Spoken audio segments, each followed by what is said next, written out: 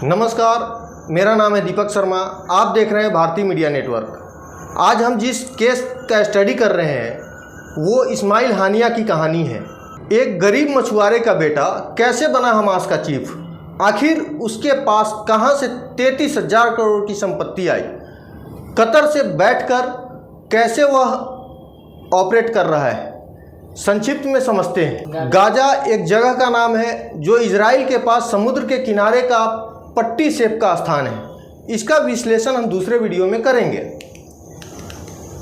Gaza के अल सती refugee camp में एक मछुआरे के घर एक बच्चा सन 29 जनवरी 1962 को जन्म लेता है, जिसका नाम इस्माइल हानिया रखा जाता है। सन 1948 में अरब इजराइल युद्ध में उसका परिवार बेघर हो गया था।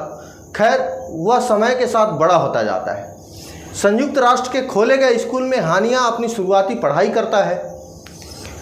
इस्माइल हानिया बचपन से ही इजराइल और फिलिस्तीन का संघर्ष देखा था।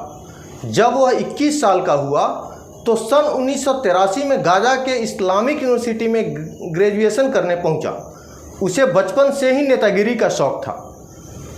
वह जल्द ही विद्यार्थियों का लीडर बन गया। इसी यूनिवर्सिटी में हमास के इस्लामिक स्टूडेंट ब्लॉक को ज्वाइन कर 4 साल बाद 1987 में अरेबिक लिटरेचर में ग्रेजुएशन किया। इसके बाद ही उसकी टर्निंग पॉइंट होती है। कॉलेज से निकलते ही हानिया ने 1987 में आधिकारिक रूप से हमास ज्वाइन कर लिया। वह वही साल था जब गाजा पट्टी में इजरायली कब्जे के खिलाफ पहला विद्रोह हुआ था। उस विद्रोह में हानिया की अच्छी खासी भूमिका होती थी, जिससे कि इजरायली सरकार ने उसे 18 दिन के लिए जेल भेजा। यह पहली घटना उसके साथ हुई थी। साल भर बाद यानी 1988 में प्रदर्शन को लेकर दूसरी बार इजराइल सरकार ने गिरफ्तार की, जो 6 महीने की अवधि थी। फिर तीसरी बार हानिया को साल भर बाद यानी 1989 में 3 साल के लिए जेल भेजा गया। यह 3 साल का जो समय बीता वह उसके लिए काफ़ी अहम था।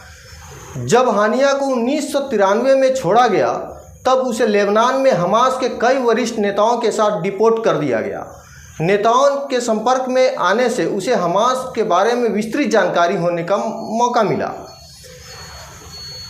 साल भर बाद वह पुनः गाजा लौटा तो उसे इस्लामिक यूनिवर्सिटी का डीन बनाया गया। डीन बनते ही वह कई छात्रों को हमास में ज्वाइन करवा दिया।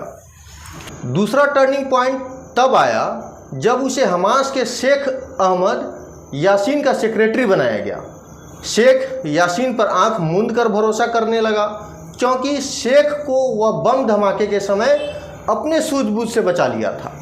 बम धमाके के कुछ समय बाद ही शेख की इजरायली हमले में मौत हो गई। अब तक हमास को संगठन के रूप में लोग जानने लगे थे। इस समय तक फिलिस्तीन में फतह पार्टी का कब्जा था।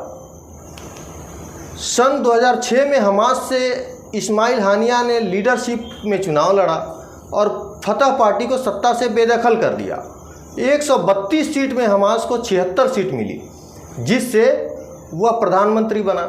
फिर सन 2007 में वह वहां के राष्ट्रपति हानिया सरकार को बर्खास्त करती है, लेकिन हानिया ने राष्ट्रपति का आदेश मानने से इनकार कर दिया और वह अपनी पकड़ बनाए रखा और सरकार चलाते रहा, जिससे उसे दुनिया भर में प्रसिद्धि मिली। सन 2009 में अमेरिका के पूर्व राष्ट्रपति जिमी कार्टर ने शांति के लिए मुलाकात किए।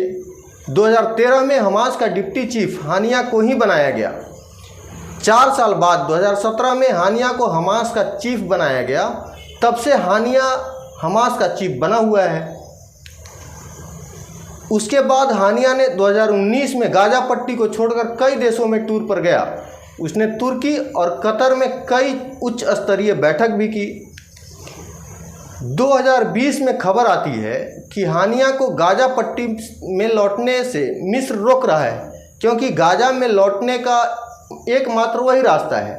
तो हानिया कतर की राजधानी दोहा में ही सेटल हो जाता है।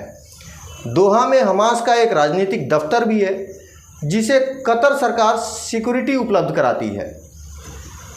अब आते हैं 33,000 करोड़ पर। जब हानिया के पास गाजा की सत्ता आई तो उसने वहाँ के हर चीज़ पर टैक्स बढ़ा दिए। वह मिस्र से आने वाले हर चीज़ पर रिश्वत लेने के लिए कुख्यात है। यूके की प्रतिष्ठित अखबार द टाइम्स के मुताबिक इस्माइल हानिया के पास 33,000 करोड़ से ज़्यादा की संपत्ति है।